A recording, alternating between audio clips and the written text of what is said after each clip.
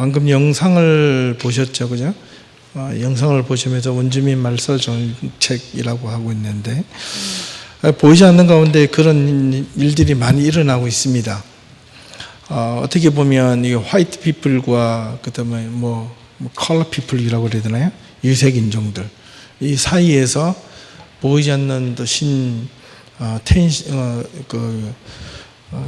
불안감이 조성되고 있습니다. 며칠 전에 미국에서 사우스 캐롤라이나 주에서 21살 청년이 뉴스 보셨죠? 지금 미국 안에서 새로운 인종 전쟁이 일어나기를 바라는 마음으로 그 청년이 남북은 미국의 남북 전쟁이 이렇게 남북은 깃발을 들고 교회로 들어가서 흑인 목사님을 비롯해서 많은 사람을 총으로 쏘았죠. 네. 캐나다뿐만 아니라 이 북미뿐만 아니라 전 세계에서 보면 알게 모르게 이게 화이트 피플과 그 다음에 반대되는 건 블랙이 아니고 컬러 피플이라고 합니다. 유색 인종들에 대한 이 보이지 않는 이 차별, 레이시즘이 엄청나게 많이 일어나고 있습니다. 특별히 우리 캐나다에서는 제가 여러 분을 통해서 또 알게 모르게 이렇게 좀 관계하고 있는 분들과 이렇게 만나서 가끔 이야기를 하다 보면 캐나다에서는 이 원주민들에 대한 문화에 대한 말살 정책 이건 상당히 심각하게 지금 이루어지고 있습니다. 근데 우리는 그걸 좀 잘 보실 수 있어야 돼요. 원주민들에 대한 말살 정책뿐만 아니라 이게 유색인종들에 대한 에스닉 피플에 대한 보이지 않는 어떤 지배를 누가 계속 하려고 하느냐면 화이트 피플. 여기에 시티즌십을 갖고 계시는 분들은 앞으로 투표를 잘 하셔야 됩니다. 여러분이 관심 없다 투표 안 하면요, 캐나다 정책이 여러분들 무시함과 동시에 뭘로 바뀌어지냐면 여러분들이 핍박을 받게 되고 박해를 받게 되어 있어요. 그래서 투표를 잘 하셔야 됩니다. 요즘 새롭게 등장하는 게 좀 원주민들 기숙학교를 새롭게 짓겠다 이런 정책이 나오고요. 그래서 알게 모르게 지금 상당히 어려움에 처해 있는 것은 현실입니다. 미국의 지금 캐나다 현실에서 지금 정권을 잡고 있는 보수당의 90%가 화이트 피플, 그 화이트 피플의 뒤에서 서포트하는 또 90% 이상의 사람들이 이 캐나다인 크리스천들, 그죠? 이들이 가지고 있는 보이지 않는 그 정책은요, 크리스천적인 마인드가 아니라 그들이 우월성을 주장하고 이 이민자들에 대한 것을 항상 이게 3D 직업이나 이런 것에 대해서만 한정 짓고 그 위로 올라서지 못하도록 하는 것들이 있습니다. 여러분들 회사 다니시고 직장을 다녀보신 분은, 조금 더 큰 회사를 다니시는 분들은 어느 선까지 가면 거기까지는 유색인종들이 올라갈 수 있습니다. 그러나 그 위로는요, 대부분 almost people들은 화이트들입니다. 우리가 똑똑하지 않아서가 아니라 거기다는 제대로 된 인식과 정당한 어떤 요구를 하지 못했기 때문에 그렇습니다. 언어도 말살을 한다고 그러는데 문화도 말살을 한다고 그러는데요. 저는 그런 부분에 대해서 할 말이 참 많습니다. 왜냐하면 제가 신학 가운데서 문화를 전공을 했기 때문에 다음에 기회 되면 문화가 얼마나 중요한지 모릅니다. 여러분, 문화를 제대로 알면 사회의 모든 현상들을 제대로 이해할 수가 있습니다. 제대로 전해주지 못한 아쉬움이 좀 있습니다. 그런 의미에서 종교 문화가 얼마나 중요한데요. 언어가 중요한데 우리 한인들 나름대로 이 영어만 다 잘하면 된다 그러는데 그렇지 않습니다. 한글을 가르쳐야 됩니다. 다양한 언어를 가르쳐야 됩니다. 한국어를 잊어버리면 한국 문화를 잊어버리는 겁니다. 한국 의식을 잊어버리는 것이기 때문에 우리 자녀들에게 한글을 꼭 가르칠 수 있기를 꼭 부탁합니다. 교회에서도 그 프로그램을 좀 마련하려고 우리 노력은 하고 있습니다. 오늘 우리에게 주신 본문의 말씀은 잘 알고 있는 예수님의 마지막 지상 명령 가운데 하나입니다. 예수님께서 부활하시고 승천하시기 전에 마지막 제자들에게 당부하셨던 말씀입니다. 사실 사도행전 1장 8절에 보면 오직 성령이 너에게 임하시면 너희가 권능을 받고 예루살렘과 온 유대와 사마리아 땅끝까지 이르러 내 증인이 되리라, 이 말씀을 하시기 전에 어떻게 보면 하셨던 예수님이 제자들에게 마지막 당부의 말씀입니다.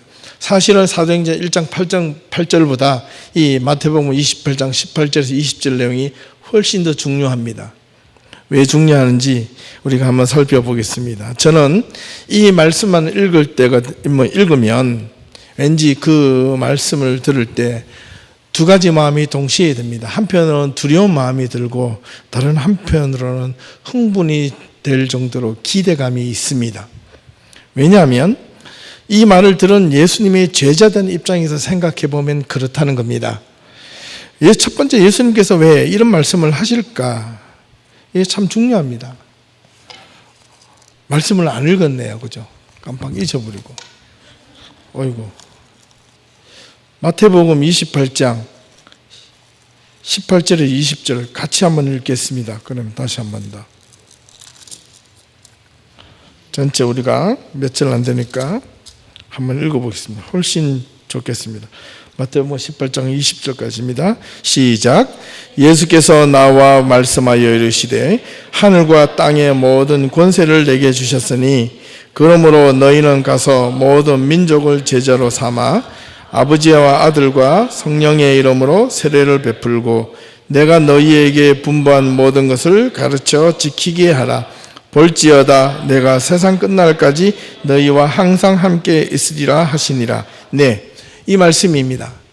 왜 이 말씀이 한편으로 두려움이 있고 한편으로 흥분이 될 정도로 기대감이 있었는가? 이거 한번 생각해 볼 필요가 있습니다. 제자에 대한 입장에서 그렇다는 겁니다. 첫 번째는 예수님께서 왜 이런 말씀을 하셨을까입니다. 부활하시고 나면 제자들은 예수님과 함께 부활하신 하나님, 예수님, 이제는 영원토록 우리와 함께 하실 것처럼 제자들은 생각했는데 왜 갑자기 예수님이 뚱딴지같이 이 말씀을 하셨을까? 혹시 어디론가 떠나시려는 것은 아닐까 하는 것이 바로 두려움이었습니다.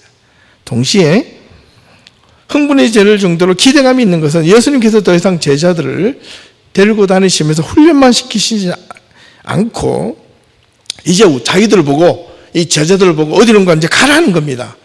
가서 모든 민족을 제자로 삼아 아버지와 아들과 성령의 이름으로 세례를 베풀고 예수님께서 그동안 제자들을 데리고 다니시며 가르치셨던 그 말씀들을 모두 그들에게 가르쳐 지키게 하라, 이렇게 하셨기 때문입니다. 야, 그렇다면 우리도 뭔가 할 수 있겠다. 예전에는 하고 돌아오니까 맨날 혼만 났는데 이제는 예수님께서 도리어 우리 보고 이제 하라고 이야기하시네. 예. 여기에서 모든 민족이라는 말은 이제 더 이상 복음은 유대인들에게만 적용되는 것이 아님을 선포하는 바로 결정적인 내용 가운데 하나입니다. 이 복음은 이제 너희들을 통하여 만방에 알리게 하는 사명과 소명이 이 12명의 제자들에게 주어졌다는 의미이기도 합니다. 이 본문의 이 짧은 이 세 구절 속에 예수님께서 제자들에게 5가지의 내용을 명령하셨습니다. 순서를 따라서 보면 첫 번째는 마태복음 28장 19절입니다. 가라입니다. 가라. 고. 어디로 가라는 겁니까? 너희는 가서 어디로? 복음이 필요한 곳으로 가라는 겁니다. 복음을 갈망한 곳으로 가라는 겁니다. 그 복음이 갈망하고 필요한 것이 어디일까요? 작게는요, 내 안이 될 수가 있고 가정이 될 수가 있고 내 직장이 될 수가 있고 내 이웃이 될 수가 있는 그 전부 다 복음이 장소입니다. 하나님의 말씀이 필요한 곳으로 가라는 겁니다. 이것이 제자된 사명이요 소명입니다. 가다 보면 그것이 무엇입니까? 선교지요, 그것이 전도지요, 그것이 교회를 세울 것이라는 것이 눈에 보인다는 겁니다. 안 가기 때문에 문제가 생긴다는 겁니다. 오늘은 피곤해서 다음에 갈게요. 그러면 못 간다는 겁니다. 무조건 가라는 겁니다. 가다 보면 사람이 변합니다. 인생도 변하고 사람의 마음도 변하고 다 변할 수 있습니다. 우리가 원하는 것, 여러분들이 원하는 곳으로만 가는 것이 아니라 하나님이 필요한 자리로 가야 하는 것이 그리스도인의 사명입니다.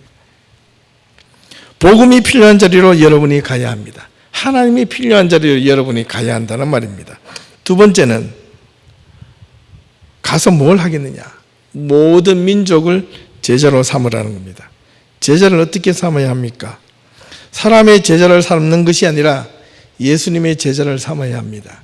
이제는 더 이상 이 복음이 유대인들에게만 적용되는 것이 아니라 모든 민족에게 세상 땅끝까지 이르러 내 증인이 되리라. 하여튼 이 사도행전 1장 8절에 있는 말씀이 바로 여기에 부합되는 내용들입니다. 사마리아 땅끝까지. 그래서 우리는 복음을 전해야 합니다. 근데 사람들이 참 여기에 많은 착각을 하는데 예수님의 이름으로 제자를 삼으라고 분명히 말씀하셨는데 예수님의 이름으로 자기 사람을 심으려고 하는 것이 문제가 되는 겁니다. 오늘날 교회가 문제가 있는 겁니다. 교회가 문제가 되는 것은 교회가 어려움이 되고 선교가 안 되고 복음이 잘못 전해지고 왜곡된 선교를 하는 것은 사람이 중심이 되기 때문에 그렇습니다. 자기네 정책 때문에 그렇습니다. 인디안 원주민들 이제 더 이상 70년대 이후로는 인디안이라는 말을 쓰지 않죠. 원주민들, 이 원주민들에게 대한 정책도 마찬가지입니다. 그들을 위해서 도와주는 척하면서도 그들을 리저브 에리어에서 나오면 하나도 혜택을 주지 못하고 들어가기만 하면 혜택을 다시 주는 그런 이상한 아이러니한 행동을 이 북미에서는 부끄럼 없이 저지르고 있습니다. 우리는 다 도와준다는 겁니다. 이제는 이제 한 발짝 더 나아가서 이 북미의 원주민에 대한 정책을 어떻게 하는 줄 아십니까? 여러분. 미국 정부나 캐나다 정부가 이 원주민들에게 사과할 만큼 사과 다 했다. 또 매번 사과합니다. 시시때때로. 사과합니다. 그러나 그 다음에 뭐라 그러는지 아세요? 우리는 사과 다 했다. 이제 우리만 돕느냐? 너희들 와서 도와라 이겁니다.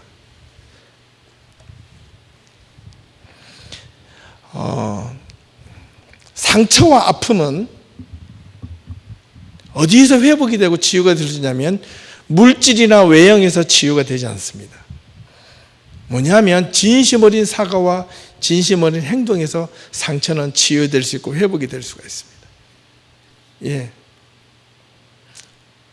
저는 유럽에 몇 년 동안 있으면서 독일인들의 모습을 보고 상당히 많은 것을 배웠습니다.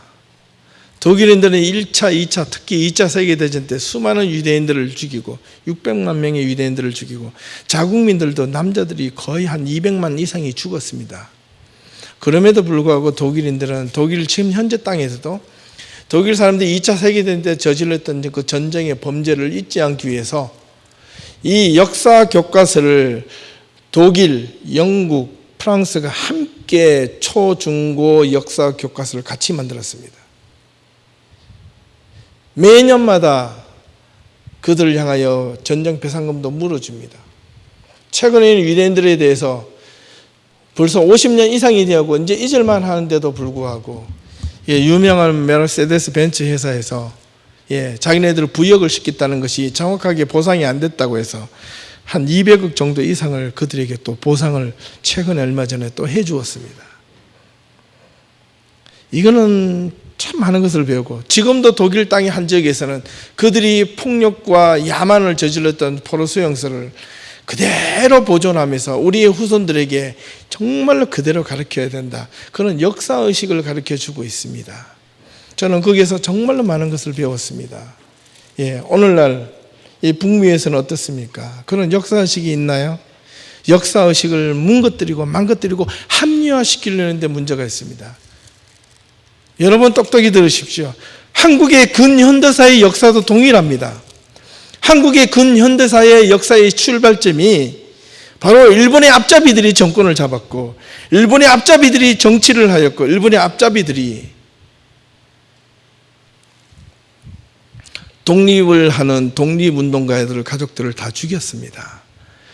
목숨 걸고 자기 재산을 털어서 독립을 하려고 했더니 한국의 독립투사들의 자녀들이 지금은 얼마나 가난하게 비참하게 사는지 모릅니다. 그러나 한국을 팔아먹고 나라를 팔아먹었던 사람들의 그 자손들은 지금 정치인이 되어 있고 대통령이 딸이 되어 있고 대통령이 되어 있고 그런 어마어마한 수많은 잘못을 저지르고 있음에도 불구하고 우리는 그에 대한 역사의식이 없어지고 있습니다. 잊혀지고 있습니다. 과거에 대하여 반성할 줄 모릅니다. 과거에 대하여 진심으로 눈물 흘리며 회개할 줄 모릅니다. 일본의 정신대로 끌려갔던 할머니들이 수많은 눈물을 흘리며 자기 평생에 씻을 수 없는 더러운 오명을 누리쓰고 단 한 번의 사과를 원했지만 그 사과서를 듣지 못하고 말없이 억울하게 죽어가는 정신대 할머니들을 생각해 보면 그곳에 하나님의 역사가 일어나야 되고 거기서 하나님의 정리가 일어나야 됩니다. 여러분, 하나님의 올바른 제자가 되기를 원하시면 모든 민족을 삼아 제자로 삼기 위해서는 여러분 먼저 역사의식이 분명해져야 됩니다. 역사의식을 바르게 가질 수 있기를 바랍니다. 원주민 선교를 떠나는 우리 20명의 대원들, 그들에게 동정심으로 다가가지 마십시오. 그를 무언가 위로해 주려고 하지 마십시오. 그들은 반감을 가질 겁니다. 우리도 똑같은 피해자의 입장으로 다가가십시오. 그러면 그들이 마음을 문에 열 겁니다. 진실된 마음이 필요합니다. 정직한 마음이 필요합니다. 선교는 지배하는 것이 아닙니다. 선교는 변화시키러 가는 것이 아닙니다. 선교는 하나님의 복음을 딜리버리 하러 가는 것이 선교입니다. 분명하셔야 됩니다. 많은 사람들이 사람의 제자로 삼으려고 하다 보니까 예수의 이름으로 사람의 제자를 내 사람으로 끌으려고 하다 보니까 내 생각, 내 아집, 내 고집, 내가 원하는 방향으로 가려다 보니까 예수도 자기의 정책에 자기의 입장에 맞게끔 그렇게 변화시키려고 하는 겁니다. 여러분들이 분명하게 역사의식을 가지지 못하면 아무리 올바른 선교를 한다 해도 그 올바른 선교가 아니라 헛된 선교가 되고 말 것입니다. 분명하게 역사의식이 있는 선교가 될 하나님의 복음에 있는 복음을 바르게 가지는 건 이것도 역사의식입니다.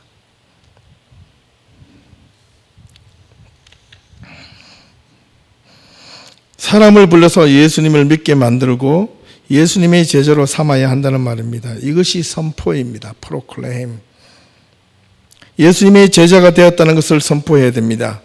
하나님의 제자는 태어나는 것이 아니라 만들어지는 겁니다.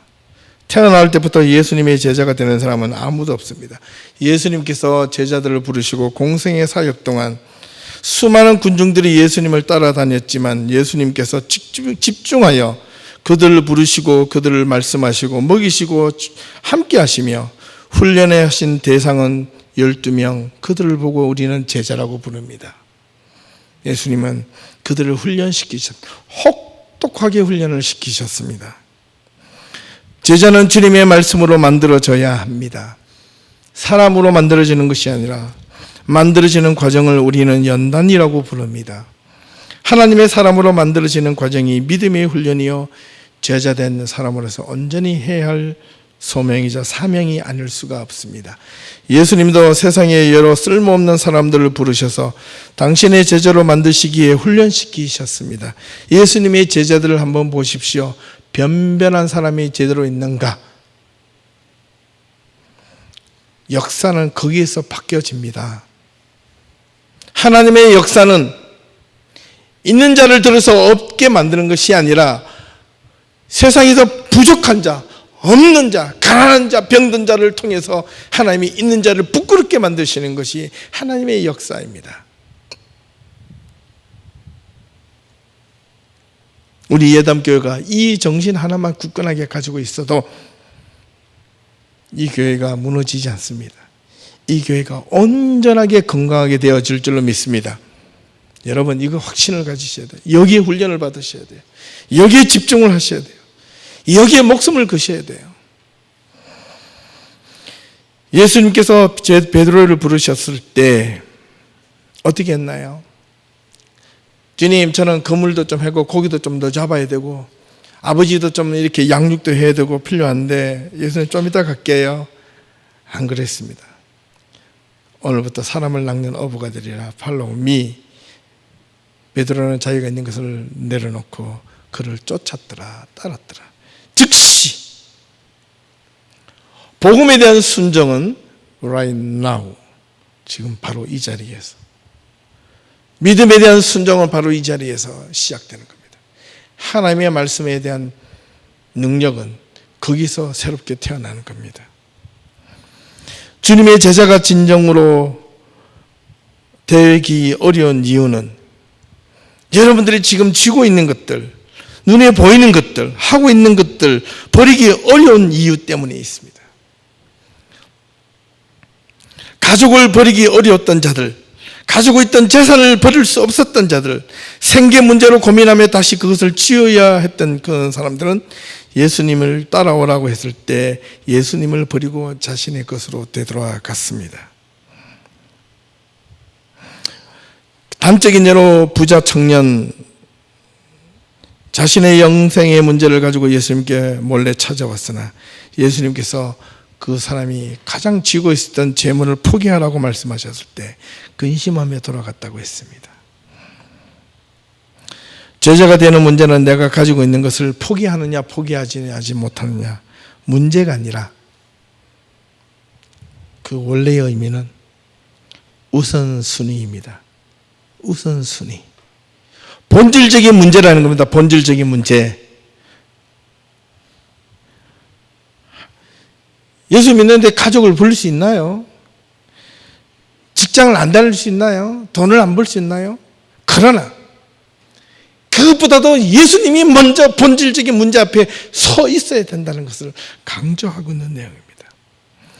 얘가 예수님을 위하여 온전히 따를 수 있느냐 없느냐가 문제입니다. 제자로 삼아야 하는 이유는 분명합니다. 하나님의 일꾼으로 세우기 위함입니다. 사람에 의해서 세워지는 일꾼이 아니라 하나님의 말씀으로 다듬어지는 일꾼이 되어야 된다는 겁니다.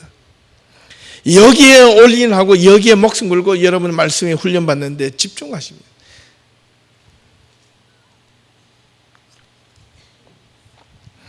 결국 예수님께서 당신의 제자로 삼으시려고 하는 의도는 분명합니다. 구원의 목적이요 열방을 향한 하나님의 사랑, 하나님의 뜻이 담겨 있기 때문에 그렇습니다. 세 번째,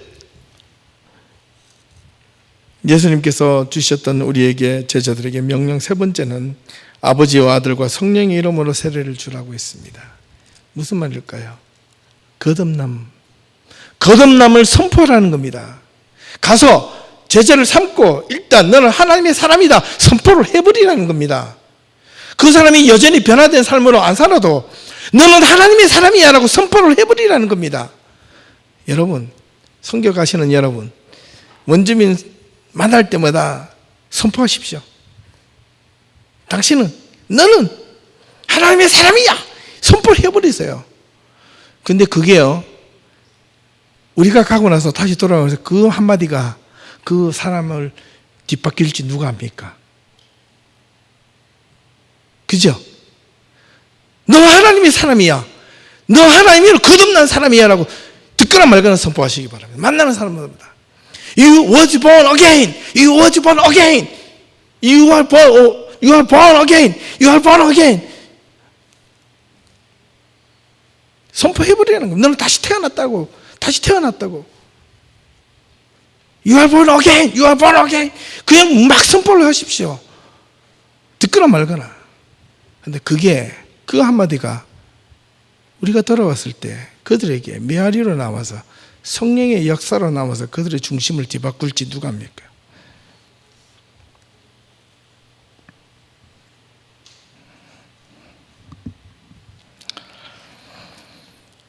예수님의 제자가 되었다고 자부하는 사람 중에 거듭나지 못한 사람,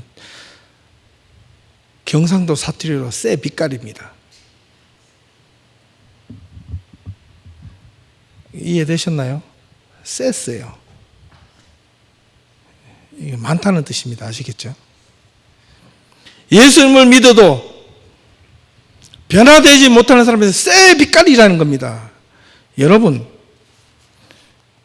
우리 예담교회 성도들은 하나님의 거듭난 사람으로 새빛깔이 되시길 바랍니다. 예, 그렇게 돼야 되죠.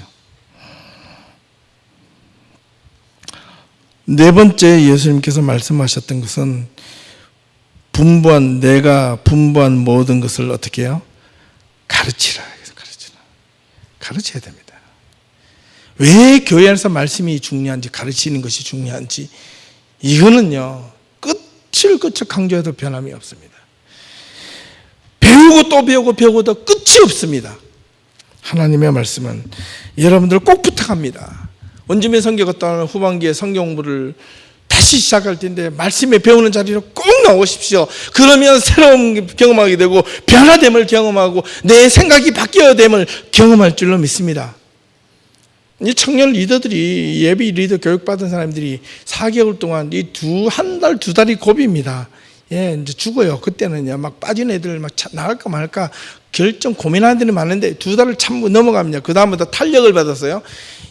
아주 생각이 바뀌어지고, 다는 바뀌어지지 않지만, 그런데 그 가운데서 바뀌어져 가는 사람들을 볼 때마다, 이야, 이거다 그래. 정말 이거다. 이거. 바뀌어지는 모습들이 그 속에서 발견된다니까요. 내가 기도 한번 해가지고 와 해가지고 바뀌어지는 것이 아니라 생각이, 인생의 가치관이 바뀌어지고 그 배운 것들이 지금은 당장 써먹지 못해도 누가 그러더구만요. 1년 뒤에 나니까 그때 이야기했던 것이 그때 생각이 나더라고요. 아니요, 생각하다가 못하다가 여러분 죽기 전에 생각날 때도 있습니다. 그때 생각날 때 하나님 앞에 올바르게 회개만 해도 여러분 구원을 받는다는 겁니다. 역사의식이 분명한 그리스도인들은 세상을 볼 줄 알고 하나님을 바르게 볼 줄 알고 선교를 바르게 할 줄 안다. 내가 어떻게 살아야 될지를 바르게 안다. 이겁니다.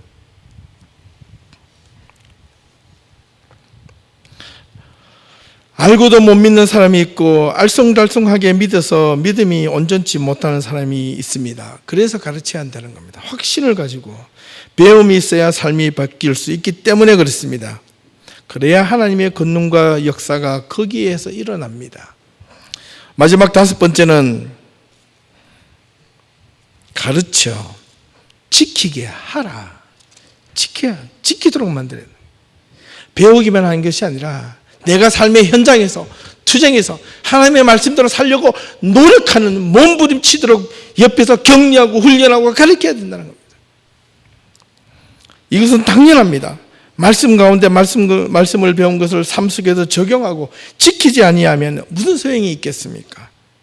하나님의 말씀을 살아서 운동력이 있어 좌우로 날선 어떤 것보다도 예리하고 날카롭다며요.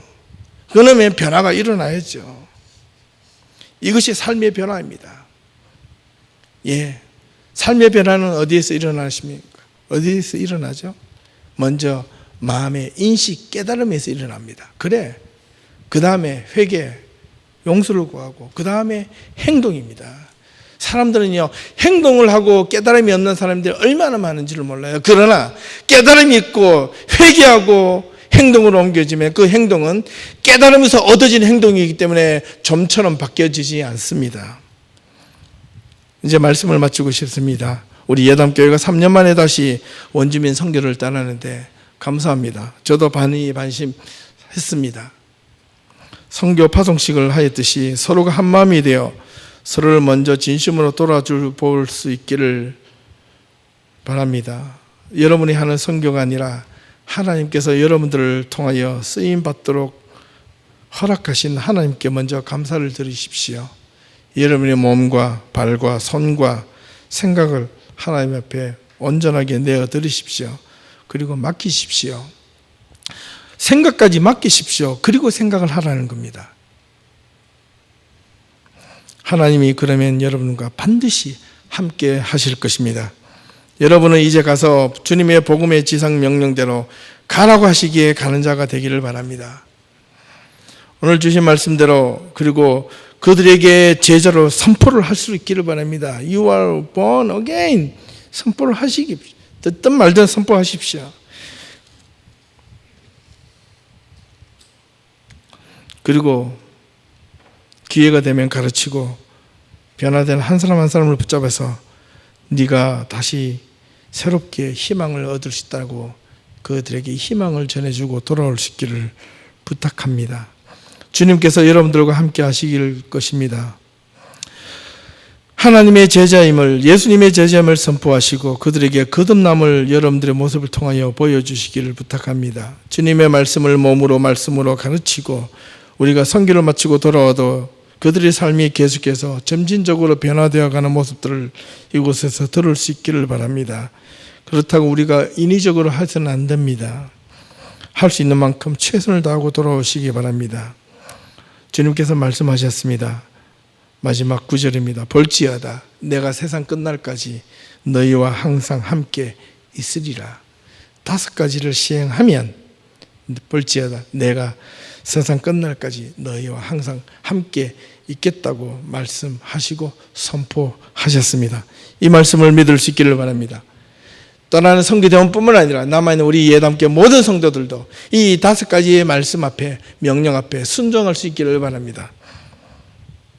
함께 하시는 하나님의 인도하심을 믿고 여러분이, 우리 모두가 주님의 제자가 되어 많은 제자들을 우리의 삶의 주변에서, 우리의 가정에서, 내 자신에서 하나님의 복음이, 말씀이 더욱더 풍성해져서 우리 주변에서 많은 제자들을 남길 수 있기를 주님의 이름으로 축원합니다. 마지막으로 부탁 더 드리고 싶은 부분은 내일부터 돌아오는 그날까지 여러분의 삶의 자리에서 매일 10분씩 이상 기도해 주시기를 부탁합니다. 가능하면 성기대원들 20명 이름을 불러서 기도해 주시기를 부탁합니다. 이들에게도 부끄럽지 않도록 또 남아있는 분들이 더욱더 이들을 위하여 나도 선교에 참여했다라고 자부심을 가질 수 있도록 우리 모두가 하나된 예담 성도들이 될 수 있기를 주님의 이름으로 축원합니다. 기도하겠습니다.